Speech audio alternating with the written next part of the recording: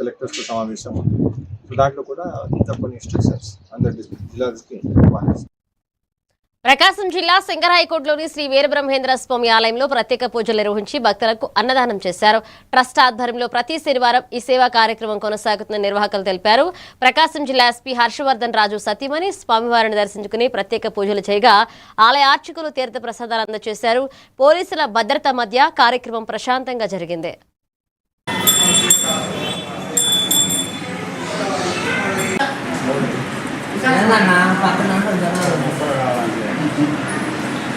అది ఎప్పటి నుంచి అన్నీ వచ్చింది.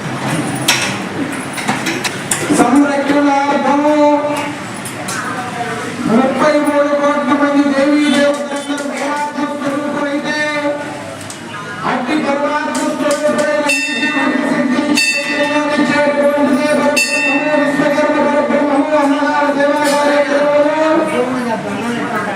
ఇటువంటి మహోన్నతమైనటువంటి అన్నదాన సేవా కార్యక్రమాల్లో పాల్గొని ఓం శ్రీ గురుభ్యో నమః.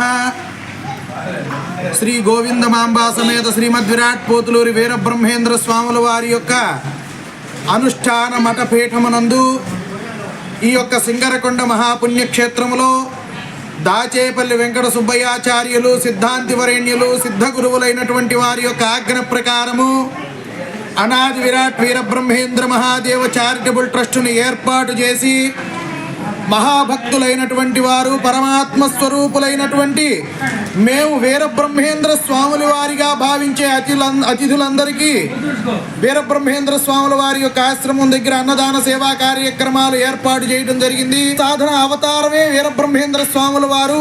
ఆయన యొక్క అవతార విశేషం పొందిన తరువాత వారి యొక్క తపశ్శక్తి మనందరిపైన ప్రసరించి మనందరం సిరి సంపదలతో తులతూగి ఇటువంటి దాన ధర్మాది క్రియలు మరెన్నో చేసుకోవాలని కోరుకుంటున్నాం. జై వీరబ్రహ్మ జై గోవిందమాంబ జై.